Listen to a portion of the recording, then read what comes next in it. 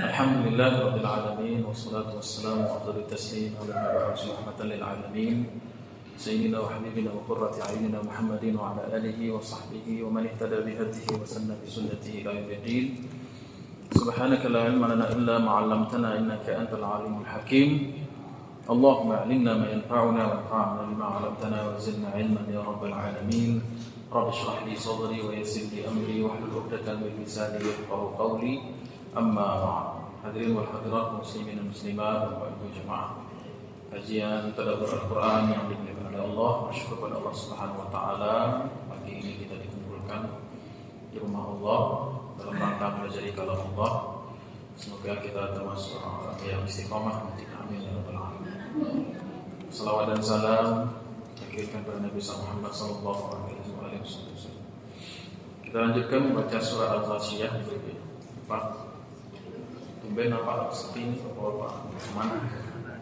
Badai kemana? Pensiun? Bapak-bapak ke Palestina. Sebelum kita mulai, kita baca bersama-sama surat Al-Fatihah dan surat Al-Ghasyiyah sampai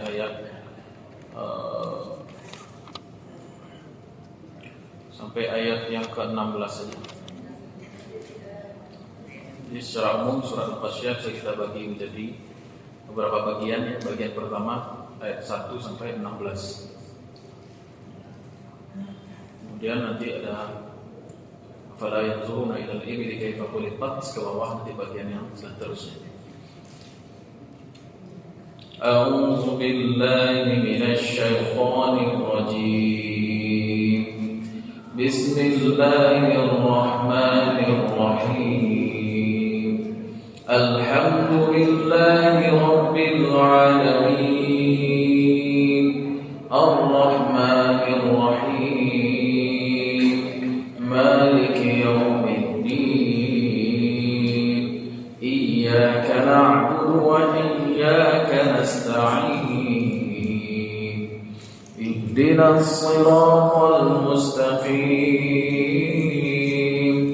Siratal ladzina an'amta 'alaihim ghairil maghdubi 'alaihim waladdallin.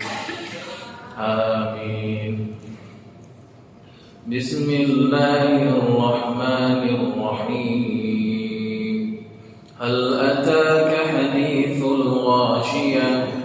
Wujuhun yawma idzin khashi'ah 'amilatun nasibah tasla naran hamiyah tusqa min 'aynin aniyah laysa lahum ta'amun illa min dhari' la yusminu wa la yughni min ju' wujuhun yawmaidhin na'imah lisa'yiha radiyah fi jannatin 'aliyah la tasma'u fiha laghiyah fiha 'aynun jariyah fiha sururun marfu'ah wa akwabun mawdu'ah wa namariqu masfufatun wa dharabiyyu mabthusah. Shadaqallahul 'azim. Baik. Terakhir sampai mana? Kemarin baik. Sampai 5 ya. Tusqa min 'ainin aniyah. Pemilik wajah-wajah yang tertunduk hina tersebut, yaitu penghuni neraka atau ahli neraka, diberikan minuman. Tusqa min 'ainin aniyah, dari air yang sangat panas. Sudah kita bahas pekan yang lalu. Yang itu air minum ya, minumannya. Sebenarnya itu bukan minuman tapi tambahan siksa. Begitu juga dengan makanannya. Jadi di surga neraka itu ada makan dan minum, tetapi bukan makan minum yang kita kenal, tetapi makan minum yang hanya menambah penderitaan. Baik. Minumannya sudah, karena makanannya di ayat ke-6. Laisa lahum ta'am illa min dhari'a. Tidak ada bagi mereka makanan illa kecuali dhari'a. Laisa lahum, tidak ada bagi mereka. Mereka ini siapa? Ashabul wujuh al-khashi'ah, yaitu wajah-wajah yang tertunduk hina. Itu penduduk neraka. Diberikan kepada mereka, tidak diberikan makanan. Laisa lahum ta'am, tidak ada makanan. Dan ini aslinya, tidak ada makanan maupun minuman. Illa kecuali. Kalau ada kata illa, itu fungsinya dalam bahasa itu mengeluarkan dari keumuman. Tidak ada orang di masjid kecuali orang yang mengaji. Aslinya tak ada orang, kecuali hanya orang yang mengaji. Tidak ada beras di rumah kecuali hanya 1 liter. Aslinya tidak ada beras, tetapi dikecualikan bagian dari yang disebutkan di awal itu. Jadi tidak ada makanan kecuali. Terbayang oleh kita kecuali ini pasti makanan. Ya Bu ya. Tidak ada makanan bagi mereka kecuali, terbayang oleh kita tidak ada makanan kecuali, pasti yang disebutkan setelah kecuali itu adalah bagian dari jenis makanan yang bisa dimakan. Ya. Tidak ada makanan di meja kecuali nasi putih. Nasi putih makanan itu tidak? Makanan. Sah, pengecualiannya itu sah. Dalam bahasa Arab disebut istisna atau pengecualian. Di kantong saya tidak ada harta kecuali uang 100.000 misalnya. 100.000 itu harta, sah pengecualiannya.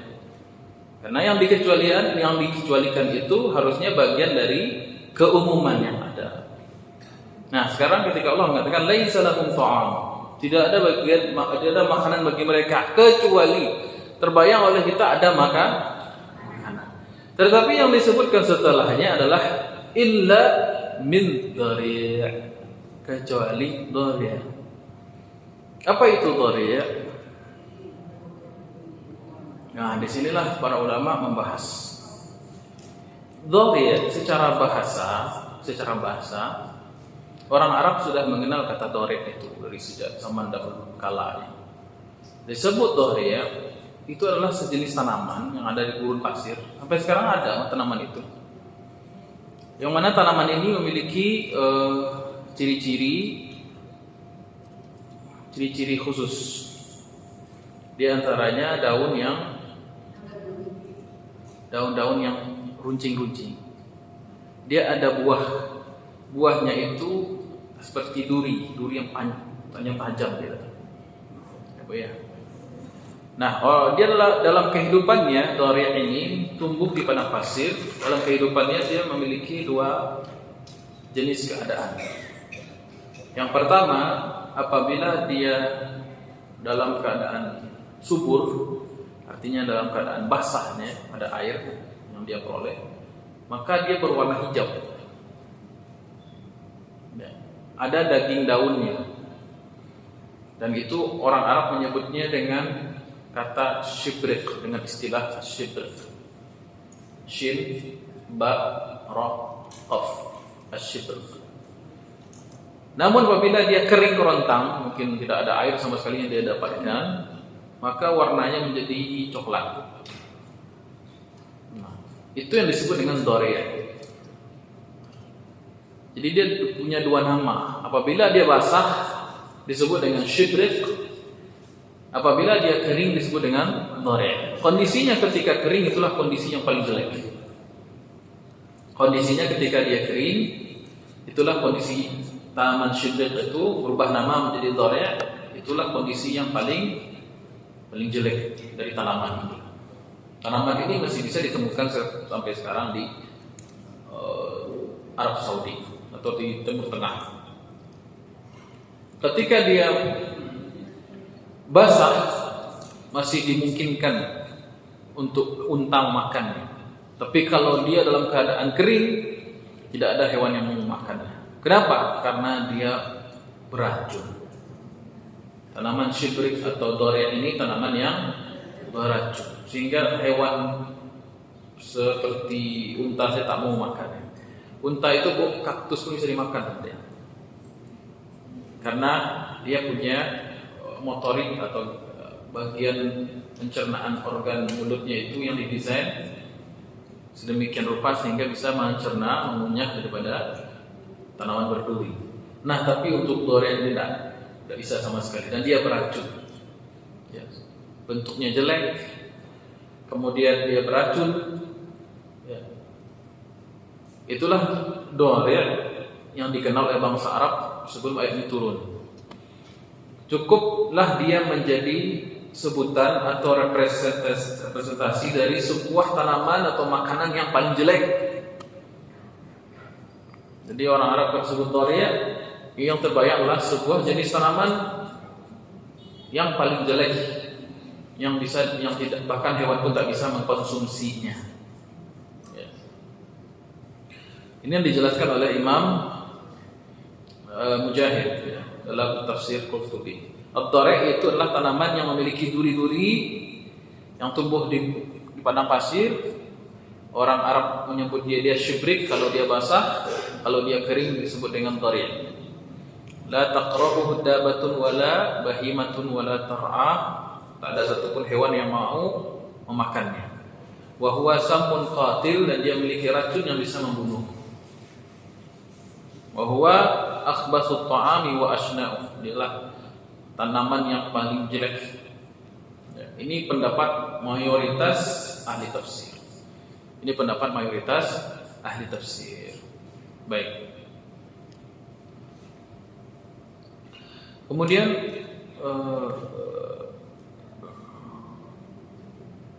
pendapat yang kedua. Pendapat yang kedua menyatakan bahwasanya ad-dari' itu adalah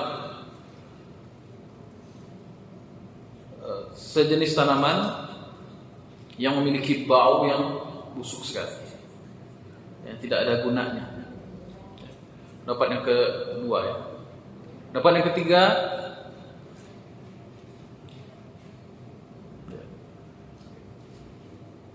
oh ya, ketika orang Arab Quraisy mendengarkan ayat ini ketika dia turun, yaitu laisa lahum ta'amun illa min dhari'. Mereka mengatakan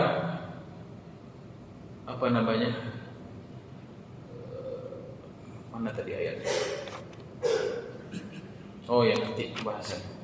Pendapat yang keberapa tadi Bu? Yang ketiga ya. Ibnu Abbas radhiyallahu anhu berkata, syajarun min nar. Dari' itu adalah sejenis pohon yang ada di neraka. Ada sebuah pohon yang tumbuh di neraka.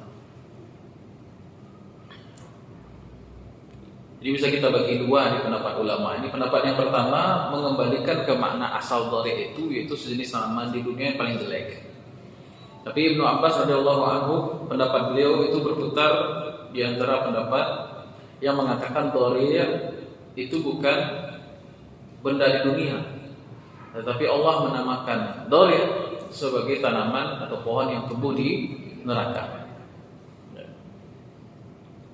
Walau kanat di dunia, kalaupun dia tumbuh di dunia pohon dari' ini yang ada di neraka ini, la ahraqatil ardh, maka bumi akan habis terbakar. Ya. Baik. Hal ini diperkuat oleh sebuah hadis. Rasulullah SAW menjelaskan dari Ibnu Abbas dari Nabi SAW, Nabi kita pernah bersabda, "Dhari'u syai'un yakunu finnar." Dhari' itu adalah sesuatu yang ada di neraka. Yushbihu syaukah, dia mirip tanaman yang berduri. Asyaddu mararatan minna sabr, dia itu pahit sekali. Wa adnan minal jifah, lebih busuk daripada bau bangkai. Wa aharru minan nar, bahkan dia lebih panas dari api itu sendiri. Sammahullahu dhari'an. Kemudian Allah menamakan dia dengan sebutan Dhari'. Hadis ini diriwayatkan oleh Al-Wahidi dalam Tafsir Al-Wasit dan Imam Al-Dailami dalam Firdaus dan seterusnya. Jadi kebanyakan di dalam Al-Qur'anul Karim kalau Allah menyebutkan sebuah istilah, yang mana istilah itu kita kenal di dunia, itu dalam rangka takrib atau mendekatkan kepahaman. Ya. Di dalam Al-Quran Allah sebutkan Su'ud, gunung, tapi jangan kira gunung di neraka itu sama dengan gunung di dunia. Di dalam Al-Quran Allah sebutkan ahli surga itu minumnya dari khamar, tapi jangan samakan khamar jannah dengan khamar dunia. Di dalam surga Allah sebut ada zamjabil, jahe, jangan samakan jahe di surga dengan jahe ibu beli di pasar tempatnya. Di dalam Al-Quran Allah sebutkan uyun, mata air, jangan samakan mata air di surga dengan ada yang ada di neraka. Di neraka di dunia. Di neraka ada api, jangan samakan api neraka dengan api kompor ibu di dapur. Ya. Begitu juga di neraka ada dhari', tapi jangan samakan dhari' yang ada di neraka sama dengan dhari' yang ada di dunia. Dhari' yang di dunia memang jelek, yang dikenal oleh bangsa Arab jauh sebelum Quran turun, tetapi itu hanya permisalan. Ya. Jadi apapun istilah dalam Al-Quran Al-Karim tentang akhirat yang namanya ada dikenal di dunia ini, hakikatnya tidak sama sekali, jauh berbeda, lebih dahsyat. Baik, pendapat yang keberapa lagi? Ya.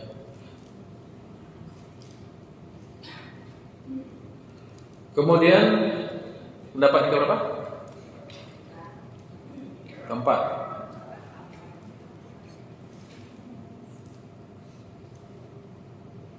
Pendapat yang keempat dari Hasan Al-Basri, bahwasanya dia adalah nama lain dari Zakum.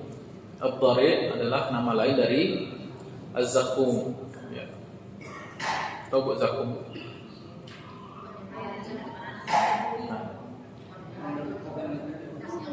Zakum adalah, lebih tepat Zakum dan Dhari' itu berbeda. Kalau Zakum buahnya, jadi pohon yang memiliki buah juga ada di Jahannam, tetapi bentuknya bukan berduri, tetapi kepala setan. Bentuknya seperti kepala setan. Tapi Imam Al-Hasan Al-Basri menyamakan antara Dhari' dan Zakum. Ya. Zakum sendiri, Dhari' sendiri, itu pendapat yang lebih tepat. Ada yang mengatakan pendapat yang terakhir, Dhari' adalah nama lembah di neraka Jahannam. Ya. Ini pendapat yang jauh. Wallahu a'lam bishawab. Intinya para ulama rasa-rasanya agak sepakat bahwasanya Dhari' adalah sejelek-jelek. Ya, tidak bisa disebut makanan sebenarnya. Ya. Tapi itu hanya menambah daripada hukumannya. Kemudian Ibnu Ashur radhiyallahu anhu dalam tafsirnya itu menyatakan Dhari' itu adalah, ini kesimpulan dari semua yang kita bahas tadi itu disebut dengan Dhari'. Kata Imam Ibnu Ashur, Ad-Dhari' adalah nama yang Allah berikan bagi sebuah pohon yang ada di neraka Jahannam yang memiliki ciri-ciri berduri, kemudian baunya luar biasa busuk, kemudian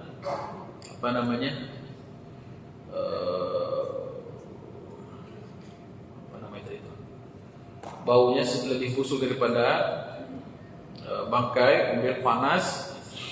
Kemudian di bawahnya mengalir, dari Dhari' itulah mengalir Ghislin. Itulah makna firman Allah Subhanahu wa taala dalam surat Muhammad ayat 15. Bukan, surat Al-Haqqah, ya. Falaisa lahu al-yawma hahuna hamim, dan bagi ahli neraka itu hari ini tidak ada bagi mereka teman, wala ta'amun illa min ghislin, dan mereka tidak dapat makanan kecuali ghislin. Apa itu ghislin? Darah dan nanah yang mengalir keluar dari pohon durian. Nah, jadi ghislin punya hubungan erat dengan durian. Ya. Mengalir di bawah durian itu ghislin, itu makanan bagi ahli neraka. Nauzubillah min zalik. Nauzubillah summa nauzubillah. Baik.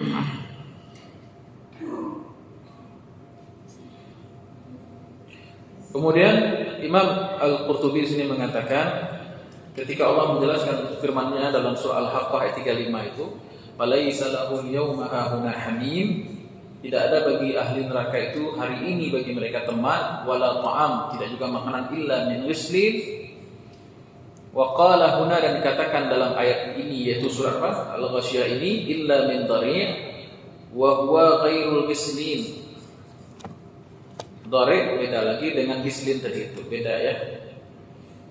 Kata Imam Qurtubi, wa wajhul jam'i, bagaimana kita memahami semua makanan minuman itu, ada tadi zakum, ada ghislin, ada ainun aniyah. Kata beliau, annan nar darakat. Kata Imam Al-Qurtubi, sesungguhnya neraka itu memiliki level-level. Faminhum man ta'amuhu zakum, di antara ahli neraka itu ada yang makanannya zakum, pohon kepala setan itu. Wa minhum man ta'amuhu ghislin, ada yang makanannya ghislin. Wa minhum man ta'amuhu dhari', ada yang makanannya dhari'. Wa minhum man syarabuhu al-hamim, ada yang minumannya hamim. Wa minhum syarabuhu as-sadid, dan ada yang minumannya sadid. Apa itu sadid? Yaitu darah dan nanah yang mendidih. Baik. Wadh-dhari' fi darajatin laisa fiha ghairuh, dan makanan yang paling jelek di neraka itu adalah ad-dhari'. Wa zakum fi darajatin ukhra, dan zakum di bawahnya. Baik. Ya ala kulli hal, ya bagaimanapun kita sepakat dhari' ini jelek Bu ya. Tidak ada orang yang mengatakan dhari' itu benar. Cara bacanya bukan dhari' ya Bu ya. Sebagian saya baca, sebagian imam membacanya laisa lahum ta'amun illa min dhari'. Ini kental sekali Minangnya. La yusminu wa la yumni min ju'. Ya mana ada huruf begitu. Laisa lahum ta'amun illa min dhari'. Jadi ra dipanjangkan dengan ya, sukun, kemudian ain, semua ain. Ya, min dhari', bukan dhari'. La yusminu wa la yughni min ju', bukan min ju'. Ini pengaruh logat ya, bahasa dalam pembacaan Al-Qur'an. Kemudian, jadi kata Allah, laisa lahum ta'am, bagi mereka tidak ada makanan kecuali dhari'. Illa min dhari', berarti penyebutan illa yang tidak pada tempatnya ini sebenarnya bukan tidak pada tempatnya, justru penempatan illa atau pengecualian. Sedangkan yang dikecualikan sebenarnya jauh dari makna keumuman makanan. Itu maksudnya ialah taubih atau penghinaan, celaan luar biasa. Ya. Tidak ada makanan. Ya, misalnya karyawan di sebuah perusahaan misalnya. Karyawan ini karyawan yang sering bolos, kayaknya karyawan yang inilah enggak bener lah kerjanya. Bos minta naik gaji bos. Enggak ada naik gaji. Konyol. Apa maksudnya? Ada gaji naik kecuali gua, maksudnya pukul gitu. Itu gimana tuh maksudnya itu? Itu bukan hal yang positif, ya. Karena ini bukan bagian dari gaji, maksudnya pukulan gitu. Justru ini adalah istilahnya penghinaan buat dia. Ya.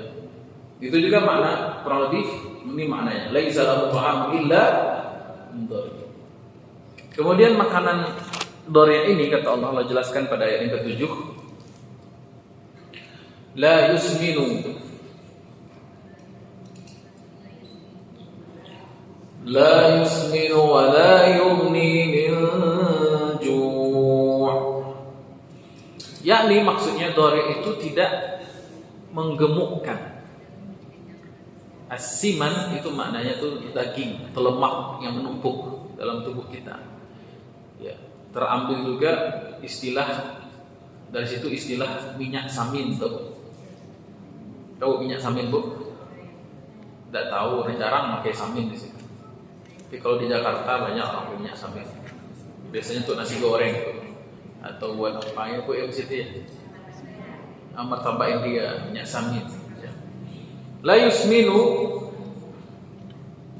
dia itu tidak memberikan nutrisi apa-apa. Ya. Karena orang gemuk itu kalau nutrisi yang dimakannya itu ada nutrisi yang bisa diserap. Ya, Bu ya. Jadi dhari itu kata Allah la yusmin, tidak menggemukkan atau memberikan nutrisi, anggap seperti itu. Tidak ada gizinya gitu. Kemudian wala yughni min ju', dan tidak bisa menghilangkan rasa lapar. Kita makan tuh tujuannya apa, Bu? Dua ya. Menghilangkan lapar dan bergizi. Kan? Sebagian makanan tuh nggak bergizi tapi bisa kenyang. Contohnya kerupuk kan lah, kerupuk sesuai makan lah, nggak ada gizinya tapi bisa kenyang juga gitu kan, dibantu juga aja minum kan, kenyang juga. Atau air putih deh kan? Air minum biasa kan tidak ada gizinya, ini kalorinya 0. Mungkin ada mineralnya, ya masih mending lah gitu. Ada beberapa makanan yang tidak memiliki gizi sama sekali, bahkan memberikan mudarat, tetapi dia bisa mengenyang, bisa bertahan kita beberapa menit, beberapa jam. Gitu. Nah, dhari itu sebenarnya dua-duanya tidak memiliki fungsi makanan, tidak mengenyangkan, tidak memberikan gizi sama sekali. Baik. Karena aslinya dia itu dhari itu aslinya dia 100% mudarat gitu aja. Jadi kalau ada komposisinya nih dhari itu jadi kaleng, makanan kaleng itu 100% mudarat gitu. Tidak ada gizi dan tidak mengenyangkan. Baik. Wa kaifa yasmanu may ya'kulu syaw? Bagaimana mungkin orang makan duri bisa ada gizinya, bisa kenyang? Ya. Qala al-mufassirun, ahli tafsir banyak meriwayatkan bahwasanya ketika ayat ini turun, orang-orang musyrik berkata, ketika ayat ini turun la yusminu wa la yughni min ju', orang-orang musyrik berkata, inna ibilana latasmanu bid-dhari'. Sesungguhnya enggak kok, dia tidak menggemukkan dan tidak juga mengenyangkan. Maka orang-orang musyrik mengatakan mengenai ayat ini, inna ibilana latasmanu bid-dhari'. Sesungguhnya onta kami kenyang kok sama dhari'. Fanazalat, ketika turun firman Allah ayat sebelumnya, laisa lahum ta'amun illa min dhari'. Ketika turun ayat ini, orang musyrik berkata, enggak kok, buktinya onta-onta kami makan dhari', kenyang juga, gemuk juga. Ya, membantah. Fanazalat, maka turunlah ayat ini, la yusminu wa la yughni min ju'. Maka turunlah ayat yang ke-7. Ya. Dhari' yang dimaksud oleh Allah itu tidak mengenyangkan dan tidak juga menghilangkan rasa lapar, tidak memberikan gizi dan juga tidak bisa menghilangkan rasa lapar. Wa kadzabu, dan mereka berdusta.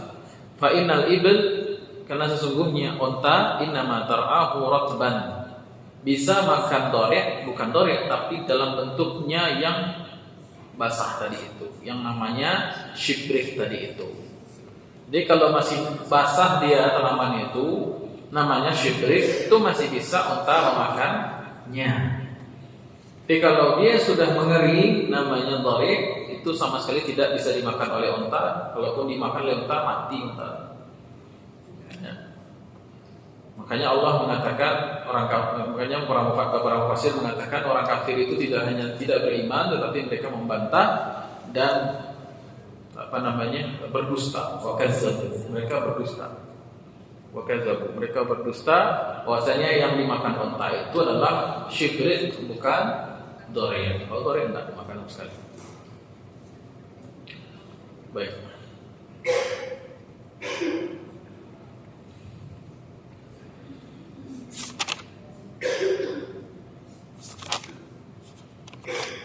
Kita lanjut ke ayat yang berikutnya, itu ayat yang ke-8. Ayat yang ke-8 sampai berikutnya itu sampai 15 ya. Sampai 16 itu bercerita tentang ahli jannah, ahli surga. Wa wujuhun yawma idzin na'imah. Dan sebaliknya ada wajah-wajah yang na'imah. Tunggu dulu. Dari mana ibu dapat arti berseri-seri? Ibnu Ashur mengatakan na'imah itu bisa terambil dari dua akar kata. Yang pertama dari na'umah, yang kedua dari na'imah. Na'umah yakni an-nu'umah bermakna al-bahjah wal-lim. Wajah-wajah yang lembut dan bercahaya, cerah bercahaya. Wajah-wajah yang lembut dan bercahaya, cerah. Ya. Yang kedua dari kata na'imah, maknanya jadinya zu ni'mah. Ada wajah-wajah yang bahagia karena mendapatkan nikmat. Orang kalau mendapatkan nikmat kan kelihatan dari wajahnya, Bu ya. Makan lama tuh ya pacak palu ya, bertambah-tambah gitu ya. Ibu kalau dapat uang belanja dari apa kan senang ya. Cukup membaca transferan masuk saja, belum baca pesannya lain bunyi pesan aja. Ada bunyi pesan kodenya kan dari suami, bunyi ada masuk. Itu wajahnya langsung berubah. Ya. Atau apa-apa yang baru dapat proyek gitu kan, sudah masuk, pasti wajahnya berbeda dengan orang-orang yang tidak dapat nikmat, gitu kan. Jadi intinya di sini ada beberapa uraian para ulama. Makna wujuh di sini jamak dari wajh. Al-wajhu artinya wajah. Maksudnya sahibul wujuh. Bukan wajah saja tetapi orang-orangnya. Ada golongan yang menderita tadi khasyah, golongan yang khusyuk di akhirat ya, khususnya di akhirat. Lawannya adalah wujuhun yawma idzin na'imah. Pada hari itu juga ada golongan yang kedua, itu wajah-wajah yang lembut, bercahaya, cerah dan berbahagia. Itulah bisa kita katakan demikian. Jadi ciri-ciri ahli surga itu pertama adalah wajahnya itu berseri-seri, wajahnya itu menyenangkan, wajahnya itu tidak pahit ya, seperti ini. Senang menyapa, senyum ya. Wajahnya itu adalah wajah-wajah yang bahagia dengan iman. Dan kadang-kadang bisa tampak di dunia. Wajah-wajah di surga itu kadang tampak di dunia. Kadang tampak ketika sakaratul maut. Ya. Orang yang meninggal sekarang syahid di Palestina sekarang itu rata-rata wajahnya senyum semua tuh. Ya. Dan jasad mereka wangi. Walaupun berpekan-pekan, berhari-hari mayatnya belum ditemukan di reruntuhan, tapi tidak ada Gaza itu bau. Padang kampung bau, sepekan bau kan. Tapi kalau di Gaza itu wangi, wajah mereka berseri-seri seperti melihat sesuatu yang luar biasa, balasan dari amal mereka, syahid mereka itu. Ya. Baik. Kemudian ada wajah-wajah yang na'imah, maknanya wajah-wajah yang lembut, yang bercahaya, kemudian wajah yang mendapatkan nikmat. Bukan hanya wajah, sebenarnya adalah orangnya semuanya ya. Laisa iha radiyah, maknanya radiyatun Wajah-wajah tersebutlah wajah-wajah yang ridho. Ridho, kata Imam Ibnu Rajab, artinya adalah insyirahus sadri, dada yang lapang. Radiyah adalah orang-orang yang memiliki kelapangan dada. Ada yang mengatakan ridho maknanya ialah kebahagiaan. Ridho maknanya kebahagiaan yang maksimal. Ya. Jadi lisa'iha radiyah, mereka benar-benar bahagia, lapang dada mereka. Sebab apa? Lisa'iha. As-sa'yu secara bahasa artinya bergegas. As-sa'i. Ibadah sa'i kan ibadah berjalan bergegas ya Bu ya. Tapi secara makna kedua, makna jauhnya atau makna konotasinya, sa'yu itu ialah usaha. Maksud usaha di sini adalah amal soleh yang mereka kerjakan. Lisa'iha radiyah, mereka itu senang berbahagia, hati mereka sangat lapang, bahagia, tampak dari ekspresi mereka karena melihat balasan amal-amal mereka. Itu kira-kira lisa'iha radiyah.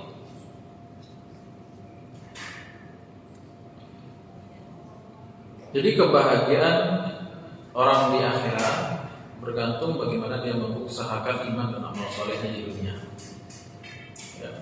Balasan khusyuk sholatnya, balasan hadir pengajiannya, balasan haji umrohnya, balasan sedekahnya, balasan daripada puasanya, balasan dari amal-amal solehnya yang lain. Balasan akan sabarnya di atas musibah, balasan akan taatan dia kepada Allah, mengikuti sunnah Rasulullah, balasan akan perjuangannya. Maka di saat itulah mereka memetik hasil.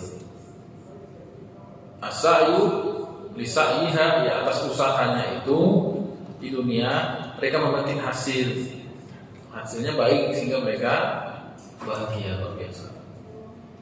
Baik. Berarti tepat usahanya karena sampai kepada hasil yang diinginkan. Sedangkan golongan yang di neraka tadi sebelumnya apa? Wujuhu yawma idzin khashi'ah amilatun nasibah. Mereka juga berusaha tetapi usaha mereka gagal total.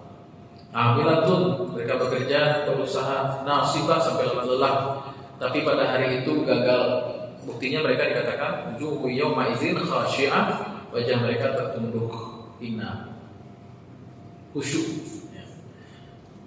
Baik. Jadi kita mau golongan yang mana nih Pak Ibu?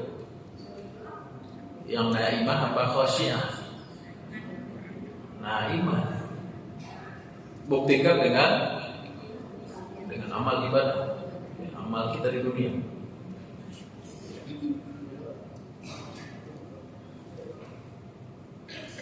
Kemudian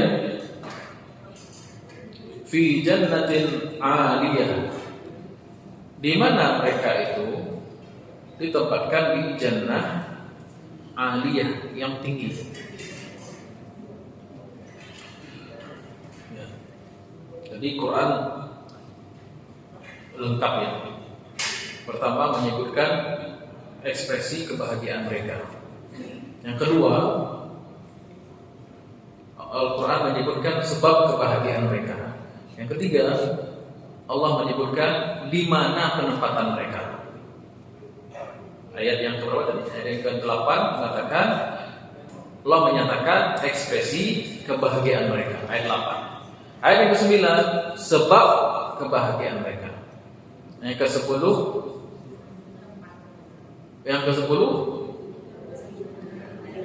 tempat di mana mereka berbahagia.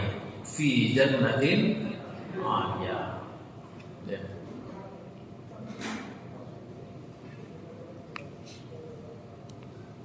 Jadi tempat itu sebenarnya ngikut kepada usaha. Kenapa jannah tidak disebutkan di awal? Karena tempat itu akan mengikuti kualitas kita. Tempat kita itu akan mengikuti di mana kita ditempatkan. Sebenarnya itulah akibat dari keadaan batin dan usaha kita. Kenapa seseorang itu bisa ditempatkan di tempat yang mulia? Kenapa, Bu? Karena usahanya. Kenapa orang itu bisa jatuh? Karena usahanya juga.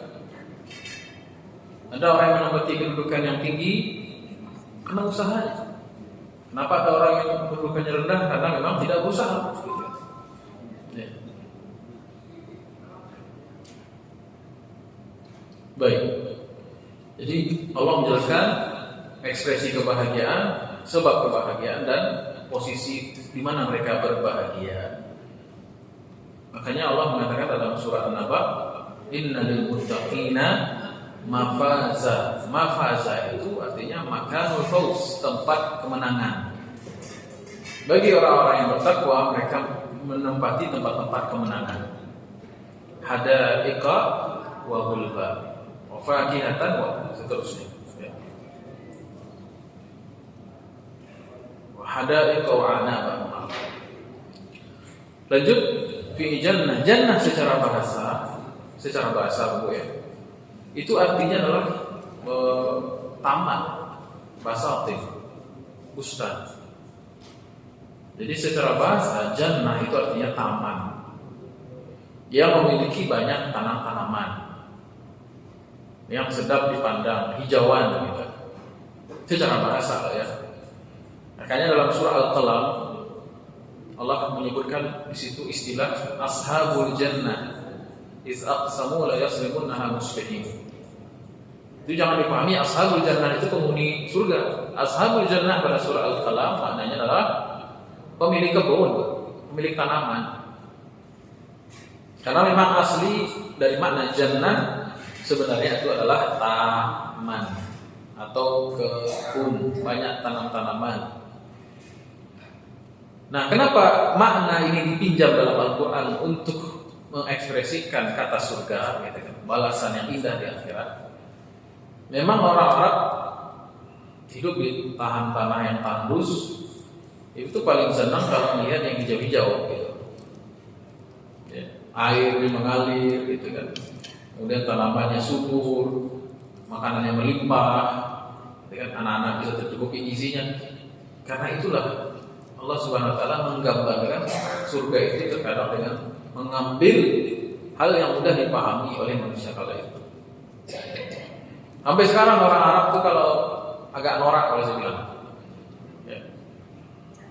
ya di puncak contohnya gitu kan, mereka menjelajahi dunia yang ada hijau-hijauan. Ya. Mudah-mudahan abad panjang tak jadi tempat maksiat pula. Ya.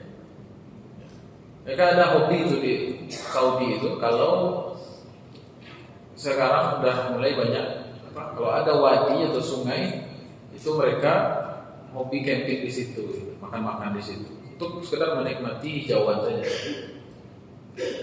Baik. Kalau negara Ewa dari dulu memang hijau kan. Baik, sampai mana tadi? Fi jannah, oh jannah. Secara bahasa jannah artinya taman atau kebun. Tapi di sini bukan makna bahasa. Jannah di sini makna istilah, yaitu tempat yang Allah sediakan bagi pemenang ujian dunia. Tempat yang terbaik yang Allah berikan untuk pulang kampung kita. Tempat di mana kita berasal dan tempat di mana dikembalikan. Nabi Adam alaihissalam dari surga, maka dikembalikan anak cucunya ke kampungnya. Jadi bumi ini tempat merantau. Bumi tempat merantau, tempat tinggal. Bukan tempat tinggal, tempat meninggal. Kembali kita adalah ke Jannatul Na'im. Jannah, maksudnya di sini adalah surga.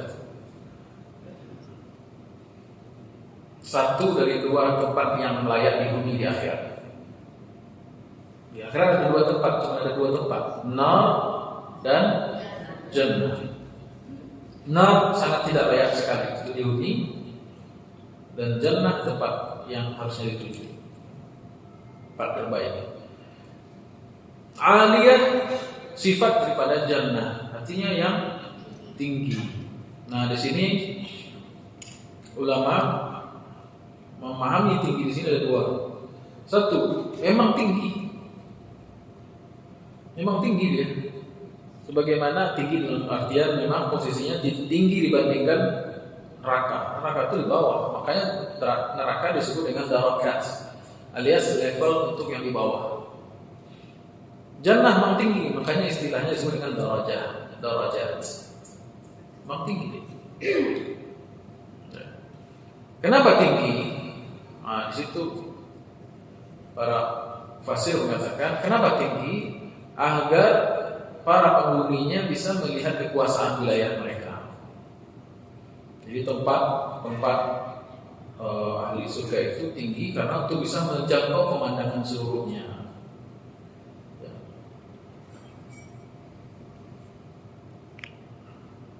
Jadi dia punya view yang bagus, punya pemandangan yang bisa dilihat ahli surga.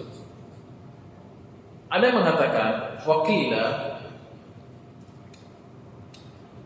pendapat yang kedua yang disebut dengan aliyah itu aliyatul qadri, kedudukan mereka yang mulia. Tinggi jabatan ibu. Tinggi ini maksudnya apa ya? Apakah kursinya tinggi ibu? Enggak, maksudnya memang kedudukannya tinggi, pangkatnya tinggi, itu mulia, hebat. Walaupun tinggi ibu itu 150 cm, tapi dia memiliki kedudukan yang tinggi. Walaupun ibu itu kurang tinggi. Aliyatul qadr itu makna yang kedua. Mana yang diambilnya kedua-duanya. Posisinya juga tinggi, kemuliaannya juga ada. Dia punya kemuliaan dan posisi tempat yang tinggi. Baik. Kemudian Allah mulai mendeskripsikan atau menjelaskan bagaimana keadaan surga itu. Aslinya itu kalau bicara tentang surga, kita cukup pakai satu hadis saja. Ma la 'ainun ra'at, tidak pernah terpandang oleh mata-mata. Ma la 'ainun sami'at, ma la uzunun sami'at, tidak ada telinga pun yang pernah mendengarkan bagaimana suasana di surga itu. Wala yakhtu, bahkan tidak pernah terlintas dalam benak seorang, dalam pikiran. Jadi beyond imagination, kalau saya Inggrisnya itu apa sih? Di luar jauh melampaui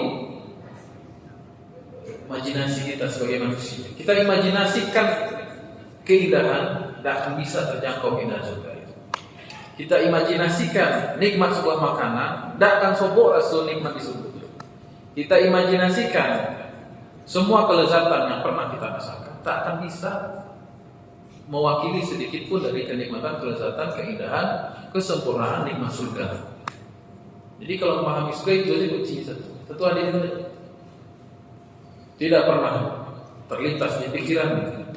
Manusia ini kan makhluk imajinatif, tapi imajinasi manusia tidak bisa menjadi alat untuk mengukur keindahan surga. Tetapi Allah Subhanahu wa taala tetap menjelaskan sedikit apa itu jannah aliyah itu. Pertama, atau ayat yang ke-11, la tasma'u fiha laghiya, kamu tak akan mendengar di dalam surga itu laghiya. Apa itu laghiya? Laghiya atau al-laghu secara bahasa artinya kalam la faidalah, ucapan yang tidak ada manfaat. Ucapan yang tidak ada manfaat itu disebut dengan lagu. Bukan lagu ya, al-lagu, laghiyah, kalam yang tidak ada faedah. Kalau saya pikir-pikir, berarti ahli surga itu semuanya kalamnya mereka itu semuanya itu bernilai tinggi. Kalau orang ini nyebutnya berdaging semua. Ahli surga itu omongannya padat, berisi, tidak asal ngomong gitu.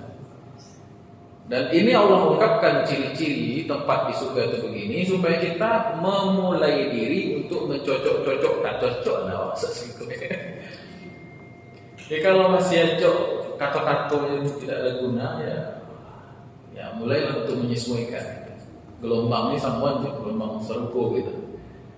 Ada orang yang ngomong ibu ya, tapi dari omongannya itu dari 100 katanya satu aja yang bermanfaat. Ya. Nah, kita mulailah mau jadi ahli surga yang mulai mengkondisikan diri gitu. Caranya sih saya kasih tips ibu ya, karena saya orang introvert. Introvert itu kan gak banyak ngomong, tapi sekalinya ngomong biasanya padat. Cara supaya kita ngomong kita tuh gak berkualitas, itu saya renungkan ternyata ada pada meningkatkan literasi. Banyak berpikir membaca, banyak mendengar daripada ngomong gitu.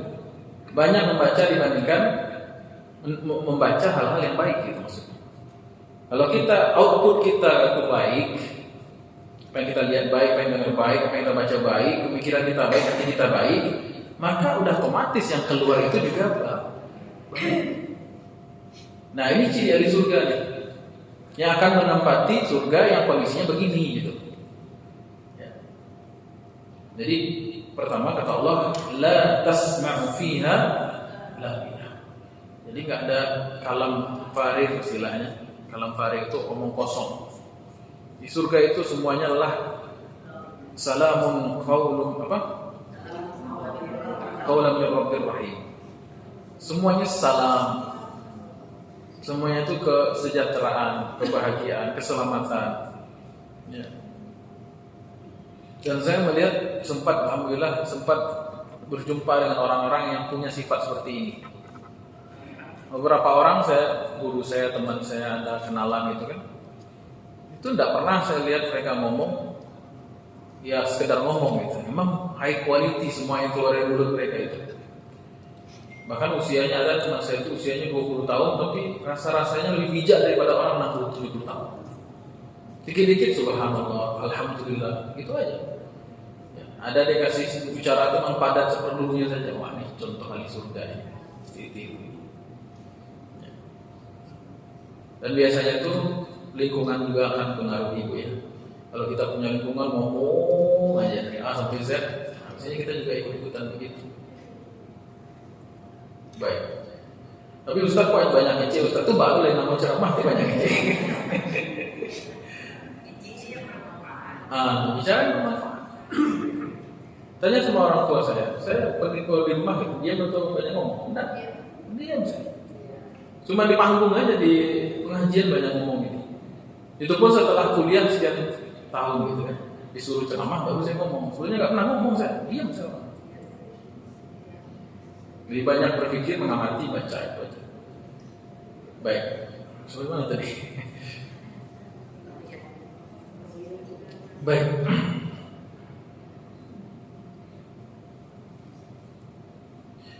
Kemudian la itu secara bahasa tadi ya. Secara bahasa la dia artinya kalam yang tidak ada faedah, ucapan yang tidak ada faedah. Itu secara bahasa. Tapi dalam tafsir itu lebih dari sekedar pengertian bahasa. Makanya Imam Al-Qurtubi di sini menyebutkan kalam atau la yang itu ada 4 makna. Ada 6, sittatu aujuh. Wa fil murad biha sittatu aujuh. Ada 6 makna disebut dengan lagiyah. Lagiyah yang pertama maknanya kazib. Jadi tidak ada dusta di surga. Tidak ada dusta di antara tamu-tamu surga. Tidak ada dusta. Makhluk pertama yang berdusta di surga langsung diusir. Iblis. Hai Adam, mau enggak demi Allah saya bersumpah sama Allah, mau enggak saya tunjukkan kau pada pohon yang bisa buat kamu kekal. Nah, itu kan dusta tuh. Sekalinya ada dusta di surga, iblis terusir. Ya. Tidak ada dusta di surga. Jadi ibu tidak takut suami ibu kalau betul tidak. Jadi yang betul besoknya lah pindah karena neraka. Tinggal orang-orang jujur, orang jujur saja. Karena di surga tidak ada kazib, tidak ada dusta. Jadi berusaha kita jujur baik. Walaupun pahit kadang-kadang berat, tapi usaha jujur. Kalau kita sudah berusaha jujur, berarti kita dapat sifat ahli surga. Ya. Ini agak susah zaman sekarang, mendalamkan. Ya. Wabuhtan, yang kedua yang disebut dengan lagiyah itu yang kedua adalah buhtan, fitnah kalau bahasa Indonesia-nya. Nah, ada orang tuh yang menuduh tanpa bukti. Tidak ada fitnah di surga. Semuanya real. Tidak ada istilah fitnah memfitnah, tuduh menuduh tanpa bukti, itu tidak ada. Ya. Kalau ada yang suka tuduh-tuduh orang, fitnah orang, berarti ciri-ciri orang yang susah masuk surga. Yang ketiga, kufran. Yang disebut dengan lagiyah itu adalah ucapan-ucapan yang mengarah kepada kekafiran. Faqad kafara allazina qalu inna Allaha salisu salasa. Sungguh kafir orang-orang yang mengatakan Allah itu satu daripada yang tiga, trinitas. Yang begitu itu tidak ada di surga. Jangan harapkan konsep itu masuk ke surga. Allah punya anak Allah itu perempuan, itulah malaikat. Tidak ada itu. Tidak ada ucapan-ucapan yang kufur. Nabi Isa itu Tuhan, tidak ada itu. Ucapan-ucapan kufur tidak ada dalam surga. Semuanya sudah disaring. Yang ucapan-ucapan yang kufur tempatnya di selain surga, itu neraka. Kemudian itu pendapat Ibnu Abbas semuanya. Qalahu Ibnu Abbas. Yang keempat ini, perkataan lagiyah itu perkataan batil atau perkataan yang ada ism, ada dosa. Dia ucapan-ucapan maaf yang kaidah, ya, batil, usut carui mencarui, gitu. Ucapan jorok itu tidak ada dalam di surga. Yang suka mencarui silahkan masuk keluar dari surga. Ya. Perkataan yang sifatnya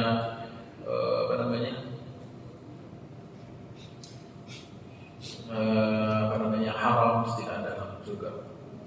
Yang berapa lagi? Yang kelima, asyatm, caci maki. Di surga itu tidak ada caci maki. Ya. Jadi kalau ingin jadi ahli surga, hentikan semua caci maki.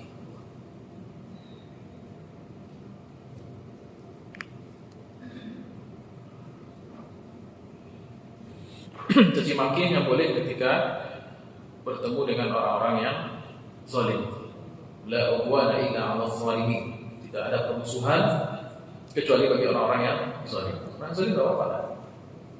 Kayak Zionis sekarang caci, laknat, gitu kan.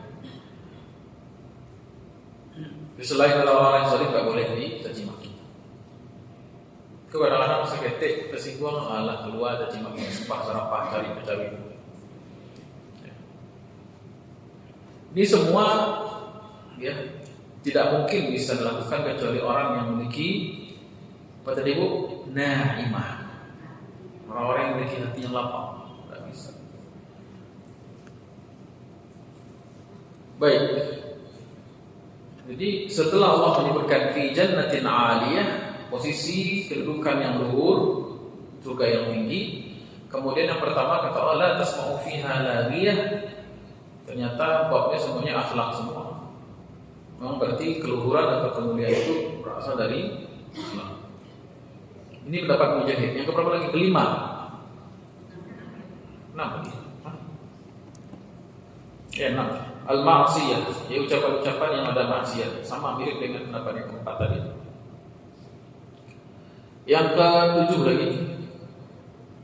La yasma'u fiha lagiyah, yaitu la yasma'u fiha halifun yahlifu bikadzib. Orang yang sumpah palsu ada. Saya bersumpah akan menjalankan tugas sebagai menteri, ternyata palsu. Sebagai presiden untuk membela wong cilik, ternyata yang dibela wong pribadi dan keluarga. Nah, ada yang begitu tuh nggak ada. Yang sumpah-sumpah jabatan tapi dilanggar tidak ada.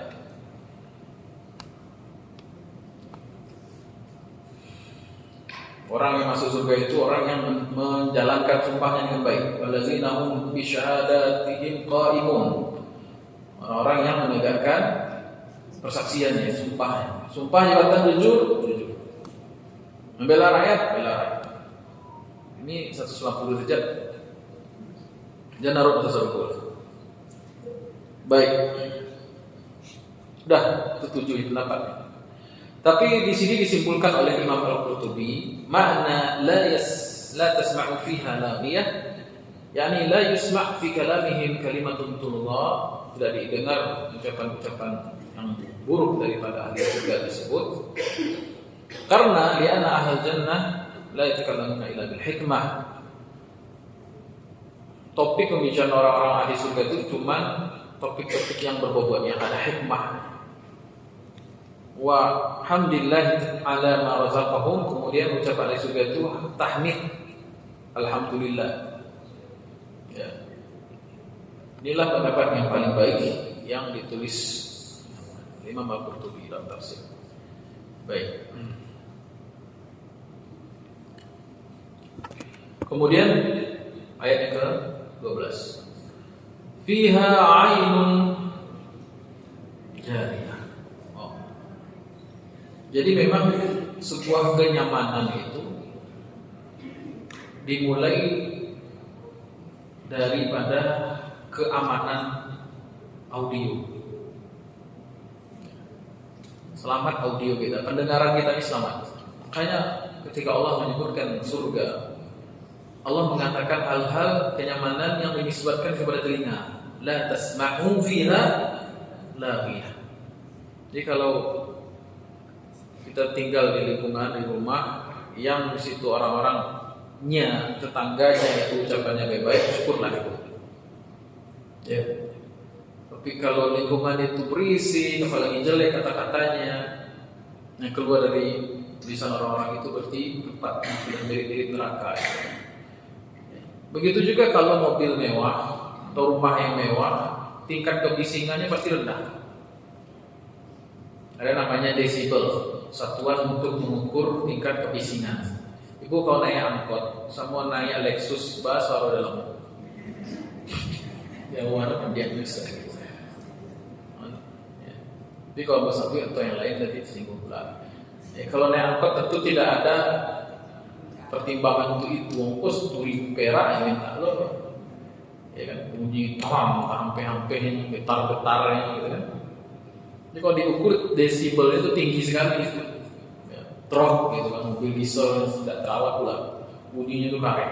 Tapi kalau masuk mobil mewah, wah itu mesinnya halus, perawatannya luar biasa, ada lapisan kedapnya dan lain sebagainya. Kan begitu masuk mobil ada dangal ya, nyaman ya. Karena desibelnya rendah sekali, tingkat kebisingannya. Jadi ketika Allah menceritakan surga, kita tadabburi Bu ya. Hal yang pertama yang bikin nyaman itu adalah soal pendengaran. La tasma'u fiha laghiyah. Kemudian apa lagi?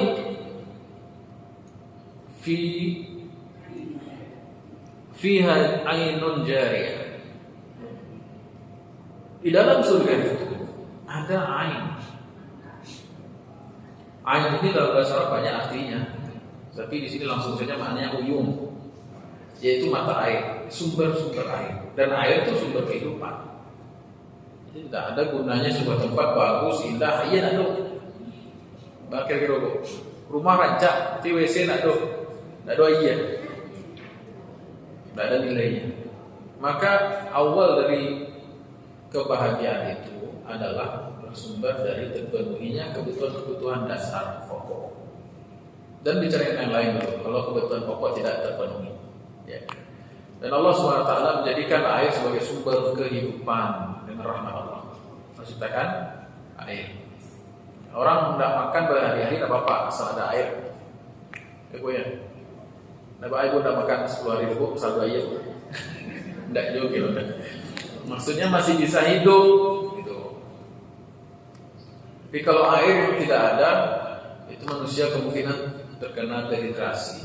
Karena semua sel yang tubuh semua sel yang ada di tubuh manusia itu komponen penyusun utamanya, dan transmisi atau distribusi gizinya semuanya dengan air. Itu kekuatan air. Air itu sumber kehidupan, iya. Kalau katakan fiha ainun, tidak pula air biasa, jariyah, mundafik, yang terus tercurah. Air kalau banyak berarti mengendap, bisa jadi sumber penyakit. Tapi air sedikit tapi dia mengalir terus, itu sehat. Makanya Allah mengatakan di sini hikmahnya fiha ainun jariyah. Jariyah artinya yang jari, artinya lari, artinya berjalan, yang berkesinambungan. Pasokan kebutuhan dasar itu harus Jadi ainun itu kata tunggal, jamaknya uyun. Tapi di sini Allah tidak mengatakan uyun, ainun. Ainun. Ada namanya ainun di sini. Ainun Habibi. Ya, sebenarnya ainun di sini uyun maknanya, yaitu mata air. Mata air ini yang nanti akan menjadi sungai. Sungai bahasa Arabnya nahrun, jamaknya anhar. Ada Pak namanya anhar sini? Tidak ada. Nah, jadi dari sumber mata air akan mengalir dan terus menjadi sungai-sungai. Sungai-sungai yang mengalir karena airnya sendiri jariyah terus keluar. Maka sungainya juga mengalir. Itulah makna firman Allah, anhar tajri min tahtihal anhar. Dan sungai-sungai itu terus mengalir di bawahnya. Nah, dalam surat Muhammad, surat ke-47 ayat yang ke-15, Allah untuk menjelaskan ada 4 jenis sungai di surga yang sumbernya berasal dari ainun jariyah. Masalul jannah allati wa'idal muttaqun. Dan permisalan surga bagi orang-orang yang bertakwa yang dijanjikan bagi mereka adalah satu, sungai apa? Fiha anharun min ma'in ghairi asin. Air sungai yang airnya tidak berubah, berasa dan baunya. Itu satu. Yang kedua, wa anharun min labanin lam yataghayyar ta'muh. Sungai susu. Ya. Yang ketiga, yang tidak akan berubah, susunya tidak akan basi. Jadi kalau susu biasa itu 6 jam maksimal atau 4 jam udah basi. Susu kambing atau sapi. Susunya yang ada di surga, ahli surga itu tidak berubah. Yang ketiga, wa anharun min khamrin lazzatin lisyaribin. Sungai yang mengalir isinya air khamar. Tapi jangan bayangkan khamar di dunia lagi. Yang lazzatul lisyaribin wa anharun min asalin musaffa. Yang keempat, sungai madu. Itu sedikit gambaran sungai-sungai atau air yang ada di surga. Baik. Kemudian fiha sururun marfu'ah. Di dalamnya ada surur. Surur jamak dari sarir. Sarir itu tempat tidur, dipan, ranjang, bed, apalah istilahnya. Firash. Ada kasur-kasur marfu'ah. Marfu'ah yang ditinggikan. Kenapa kasur mereka itu ditinggikan?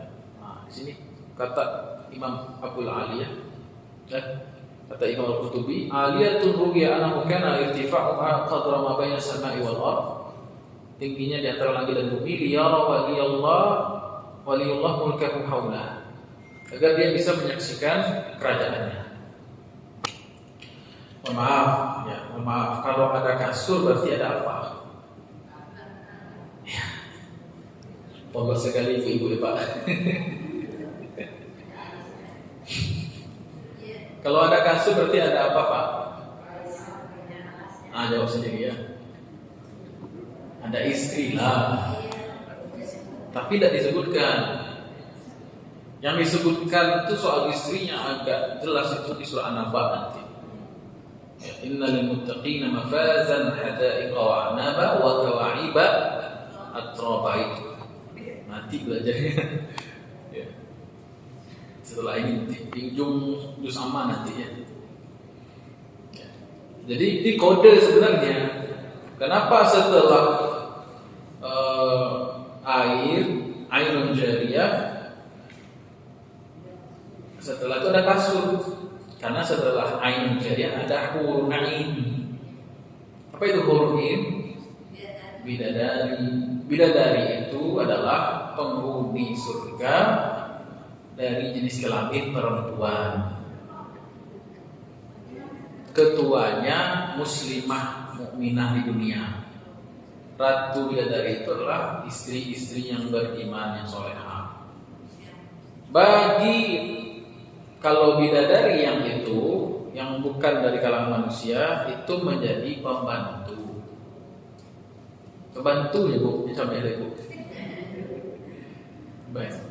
Atau diperuntukkan bagi laki-laki mukminah yang belum menikah dan dia meninggal dunia. Laki-laki mukmin yang belum menikah tapi dia meninggal, maka kata Allah wa zawwajnahum bi hurin ain, dan kami kawinkan, nikahkan dia dengan hurun ain, maksudnya adalah dengan bidadari. Baik. Fiha sururun marfu'ah, yang mereka memiliki di dalamnya ada kasur-kasur yang ditinggikan.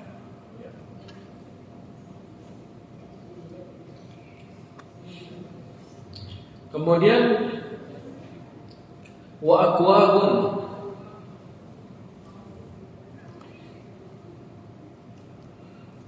dalam ayat yang lain contohnya dalam surah Al-Waqi'ah Allah mengatakan ala sururin mawdunah muttaqiina 'alaiha mutaqabilin.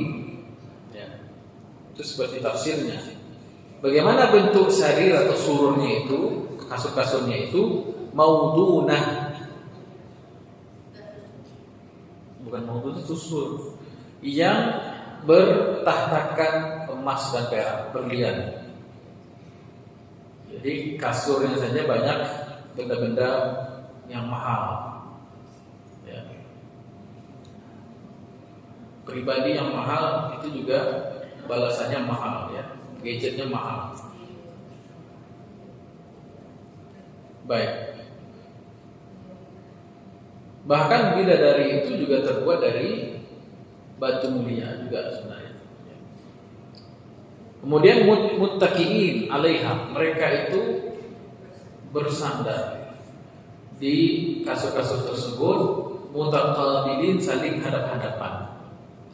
Saling berhadapan dengan pasangannya, dengan keluarganya, dengan siapapun yang mereka inginkan untuk berjumpa.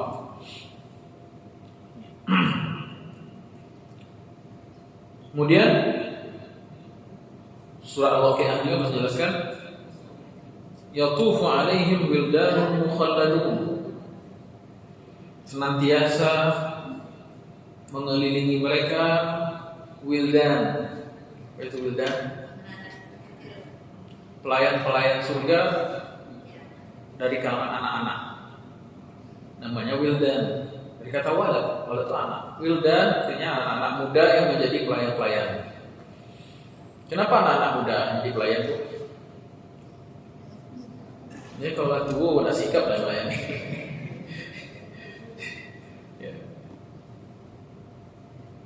Ya, jadi dia dikelilingi oleh pelayan-pelayan yang masih cekatan muda ya.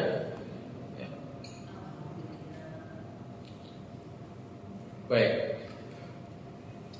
Kemudian apa yang pemuda-pemuda itu keliling, yatufu 'alaihim wildanun mukhalladun bi aqwabin wa abariqa wa ka'sin min ma'in. Membawakan 3 hal. Abarik, aqwab, abarik dan ka's.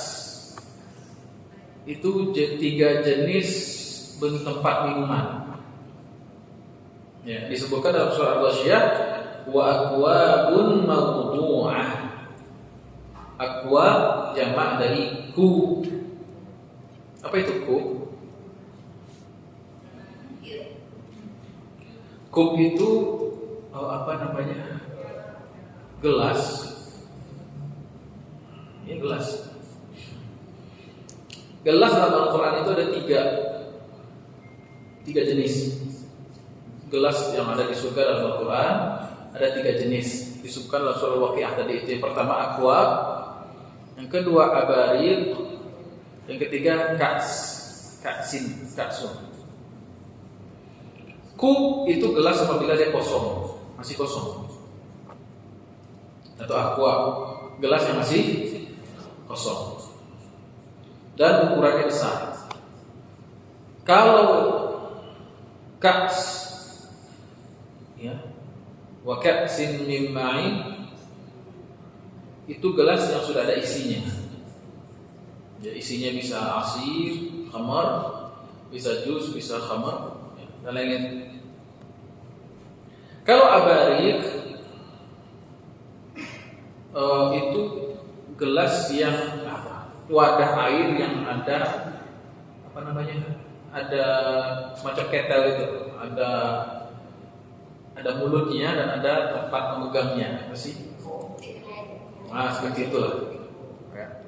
Al-abarik jamak dari ibrik, artinya yang memiliki urwah. Urwah itu tangkainya, wal khurtum, dan memiliki belalai atau memiliki kepalanya itu.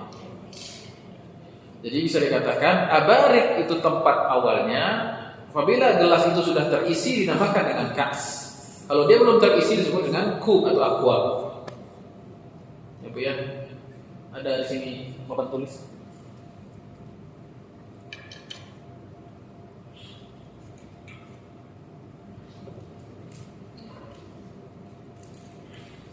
Bisa saya gambarkan kurang lebih, tapi jangan bayangkan di sebelah kayak gitu standar.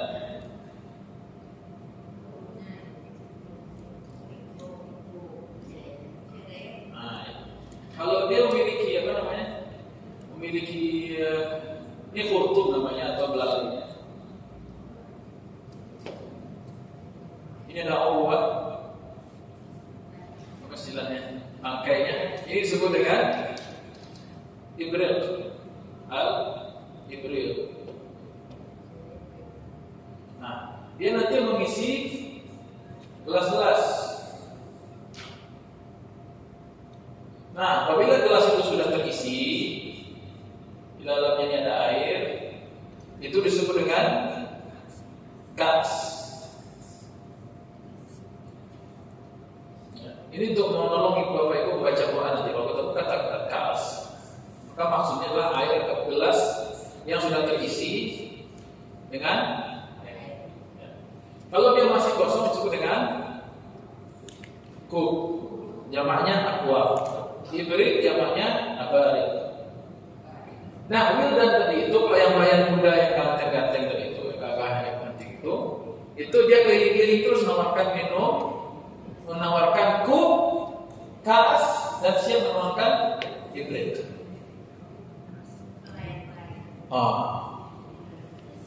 Ya fiha sururun marfu'ah wa akwabun mawdu'ah. Akwab, dan mereka itu ada di dalam surga itu ada akwab jamak dari kup, mawdu'ah yang selalu tersedia. Jadi standby mau pilih apa? Ini kan masih kosong. Mau minum apa? Itu maksudnya. Mau minum apa tersedia, dan yang meliling-liling yang akan menuangkan juga tersedia. Itu maksudnya. Ya. Posisinya di mana? Ala surur fiha sururum marfu'ah ala sururin mawdu'ah. Bayangkan tuh Bu, penduduk surga tuh santai duduk begini, pelayan keliling-keliling, apanya tempat minumnya banyak, tersedia tempat-tempatnya. Itulah kira-kira maknanya. Gambar itu lumayan bagus ya. Dah lama padahal nggak gambar. Baik. Tapi jangan bayangkan bentuknya begini Bu ya. Ini cuman ilustrasi aja. Aslinya ya, sebagian pernah saya baca keterangan tidak disebut kup atau ka's kecuali gelas-gelas mahal. Jadi istilah ka's itu dalam bahasa Arab tidak dipakai untuk semua jenis gelas, tetapi gelas-gelas yang dipakai oleh orang-orang sangat kaya raya. Ya Bu ya. Ibu kalau pakai masuk ke rumah orang kaya itu dari gelasnya berbeda apa ya? Nah, gelas itu macam apa ya? Ya. Mencari kali silakannya lah yang luas. Lagi mewahnya gitu maksudnya. Ya, hati-hati kita jangan sampai terganti. Baik. Jadi tidak disebut ka'sun atau kas atau kub kecuali itu gelas-gelas yang mewah. Baik, tapi di sini ada keterangan.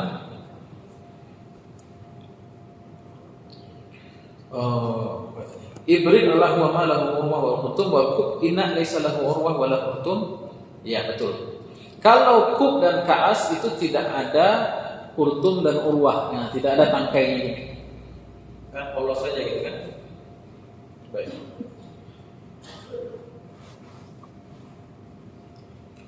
Dah terbayang, Bu? Ibu-ibu kelihatan wajahnya harap-harap cemas ya. Yang berisi disebut dengan kas. Nah, kasihlah ininya ilustrasi berisi ya. Ada isinya loh yang kas. Ini kosong apa? Yang kosong disebut dengan ku, yang berisi disebut dengan kas. Kemudian wadah pengisian itu disebut dengan ibril. Jamaknya abarid. Tiga-tiganya disebutkan dalam surah Al-Waqi'ah ayat ke-18. Bi aqwabin wa abariqa wa ka'sin min.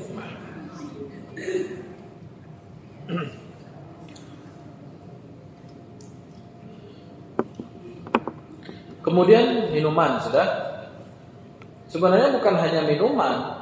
Kalau mau membaca ayat yang lain, contohnya di surah Al-Waqi'ah juga ada itu. Disediakan makanan ya. Makanannya daging, burung ya.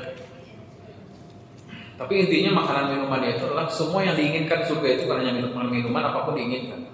Walaupun fiha ma tastahi anfusukum walaupun fiha ma tad'un, di dalamnya apa ada saja yang kamu inginkan tersedia semuanya ya. Buah-buahan dan lain sebagainya. Kemudian wa namariqu masfufah.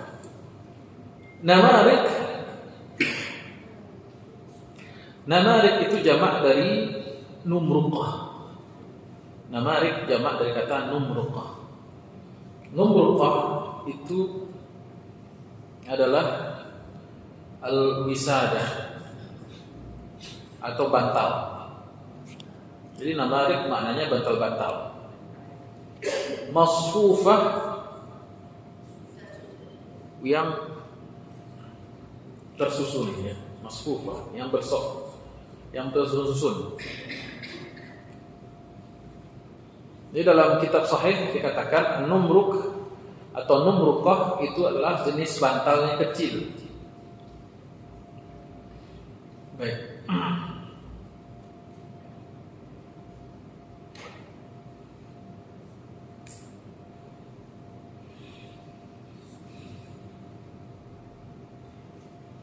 Kemudian wa zarabiyyu mabsusah. Az-zarabi jamak dari zarbiyah. Zarbiyah artinya adalah karpet, permadani lah. Tidak disebut zarbiyah kecuali karpet yang bagus sekali, permadani. Mabsusah di sini ada beberapa tafsiran. Mabsusah makna yang pertama al-mabsutah yang dibentangkan. Ya, dalam surga itu ada karpet yang dibentangkan. Qila ba'duha fawqa ba'd. Jadi karpet yang berlapis-lapis. Qila dikatakan mutafarriqah fil majalis, tersebar di semua majelis tempat duduk. Jadi semuanya full karpet. Tidak ada yang pokoknya enak diinjak, enak untuk diinjak, enak untuk dijadikan tempat. Bisa sholat Ustaz? Silahkan Ibu mau sholat. Tidak ada sholat di surga ya. Tidak ada lagi ibadah di surga. Sholat itu di dunia. Orang yang sholat di dunia nanti tidak sholat lagi di akhirat. Tapi kalau mau sholat juga silahkan. Tidak ada larangan. Mau bertani juga silahkan. Ada itu orang Arab Badui bertanya kepada Rasulullah, ya Rasulullah di surga boleh tidak saya bertani? Rasulullah senyum. Ya silahkan. Bedanya kalau kamu bertani begitu kamu tanam langsung berbuah.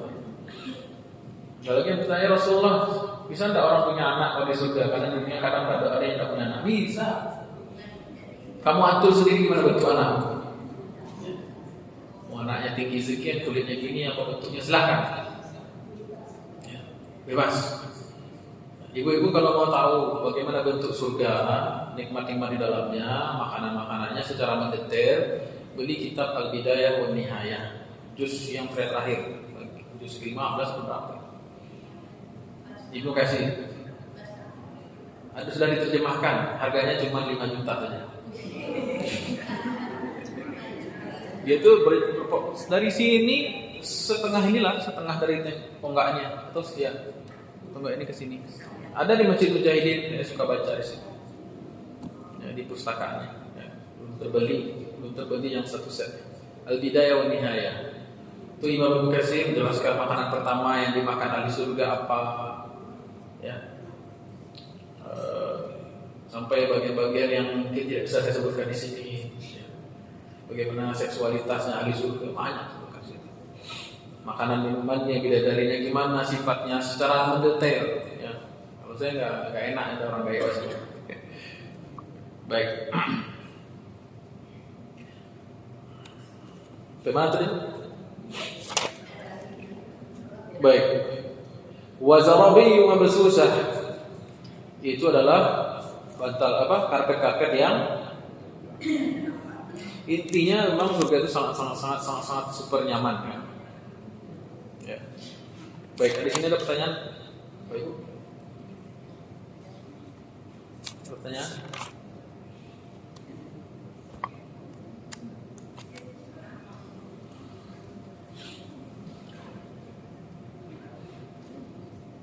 Sebagian orang sudah mencicipi ini, Bu. Di antaranya para syuhada. Para syuhada itu udah masuk surga duluan. Udah pakai hisab. Jadi kadang kita kasihan ke orang Palestina, sebenarnya dikasihan itu kita. Karena mereka sudah masuk surga. Syuhada itu masuk surga langsung. Ya, silakan, Bu. Assalamualaikum Ustaz. Boleh kan di luar temanya? Tapi kalau bisa setema. Ya, ini ada yang terasa. Yang terasa saat ini kan orang di Palestina itu kan banyak mati terbunuh. Kita sebutnya syahid. Ya, syahid ya. Apakah mereka itu termasuk ke dalam surat yang dikatakan Allah dalam surat Al-Baqarah ayat 154? Apa ya? Wala taqulu bima yuqtalu fi sabilillah amwat bal ahya'un walakin la tashkurun. Kalau seandainya termasuk itu, kita senang juga Ustaz. Dan itu kita sedih. Ya jelas masuk ya. Karena kamu mengatakan orang-orang yang mati di jalan Allah terbunuh, itu orang-orang yang mati. Jadi mereka itu ahya, mereka adalah orang-orang yang hidup. Walakin la tashurun, sebenarnya kamu saja yang tidak menyadari itu. Jadi para syuhada itu mereka sudah mendapatkan kehidupan, bahkan kehidupan yang lebih baik lagi. Alhamdulillah, kehidupan syuhada. Jadi mereka mendapatkan rezeki, mendapatkan makanan, minuman. Kenapa mereka syahid?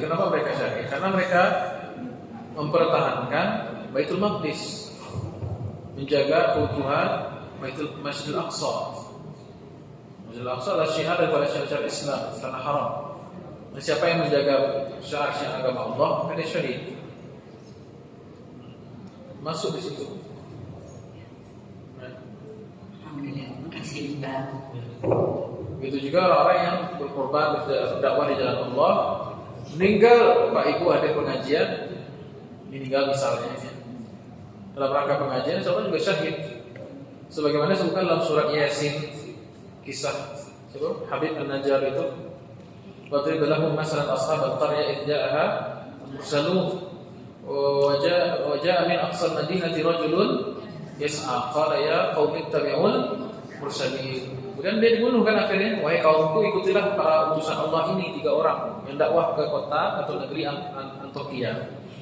Kemudian ternyata rajanya dan orang-orangnya mengeksekusi mereka, eksekusi mati itu orang yang mengajak tadi itu. Padahal dia mengajak doang, ikutin nih rasul-rasul ini, bukan rasul dia. Dia cuma nyuruh orang ngikutin rasul. Akhirnya dia dibunuh dengan cara kejam, ya, diinjak baru sampai mati. Tapi kemudian dia masuk surga. Waqila dukhulil jannah. Qala ya laita qaumi ya'lamun. Dikatakan pada dia yang mati syahid karena mengajak orang untuk mengikuti rasul itu, dia qila dukhulil jannah, silakan masuk surga. Makanya dikatakan oleh ahli tafsir, orang yang mati syahid itu tidak menunggu hisab, tidak menunggu mahsyar, tidak menunggu mizan, kitab, sirat, tidak. Mereka langsung masuk surga. Jadi kita kasihan pada orang Palestina atau syahid-syahid Palestina itu kasihan pada kita. Karena Habib An-Najjar di situ di ayat surat Yasin itu mengatakan qila dukhulil jannata qala ya laita qaumi ya'lamun, seandainya kaumku mengetahui fadilah mati syahid ini. Justru dia menginginkan orang-orang di dunia yang belum paham supaya mendapatkan maqam syahid tadi. Ya. Jadi secara kemanusiaan kita memang harus prihatin dan mengutuk ya, dan membela Palestina secara kemanusiaan saja, ya. Apalagi secara agama. Gitu kan. Baik. Terakhir saya dengar Yaman sudah mengumumkan perang juga, ya, sudah kirim bom. Jadi juga perang dunia ketiga kayaknya. Perang dunia ketiga antara blok Israel dengan blok Palestina. Zionis Israel itu pendukungnya utamanya Amerika, Inggris, Prancis, ini Eropa kecuali Irlandia, Kanada, Australia, Selandia Baru, Jepang, Korea Selatan. Cina enggak kok. Semua Eropa kecuali Irlandia. Negara satu-satunya negara Eropa yang tidak mendukung Zionis adalah Irlandia. Selebihnya mendukung. Bahkan katakan Uni Eropa kecuali Irlandia. Blok Palestina, Iran, Lebanon, Yaman sekarang, kemudian Mesir, Qatar, Rusia, Cina, Ceknya, yaitu sudah kelihatan sekarang belum sampai. Ya. Indonesia, Malaysia sudah dipecat dari kemakmuran Inggris gara-gara PM apa suara nasi. Anwar Ibrahim. Anas orang mana? Pak Anwar Ibrahim vokal sehingga Inggris mengeluarkan Malaysia dari persemakmurannya. Jadi sekarang Malaysia kayaknya udah suruh siap-siap nunggu serangan dari Inggris. Jadi kalau Malaysia diserang, Indonesia bantu Malaysia pasti. Perang juga di sini sebenarnya harus pindah. Jadi ini salah konfliknya sudah mulai luas nih. Yaman udah menembaki rudal ke Tel Aviv. Ya, opsi. Tahu gimana nih? Mesir udah siaga. Mesir di Sinai udah siaga. Ya, Iran, Pakistan tinggal tunggu itu. Pakistan paling kuat sekarang kan. Antara Islam, negara Islam paling kuat sekarang Pakistan namanya. Pakistan nanti sebelum Pakistan nyerang itu India pasti nyerang Pakistan. Kenapa? India pro Israel, India pro Inggris. Itu kabar ini dunia ketiga. Ceknya sebelumnya udah ngirim juga kan, antara Ceknya itu Ramzan Kadyrov udah minta izin ke Vladimir Putin, diizinin tuh Ceknya itu persemakmuran Rusia ya, di Soviet dulu ya. Gimana akhirnya? Turki juga udah mulai menyerang juga tuh. Bantuan banyak juga Turki. Baik, pertanyaan Pak.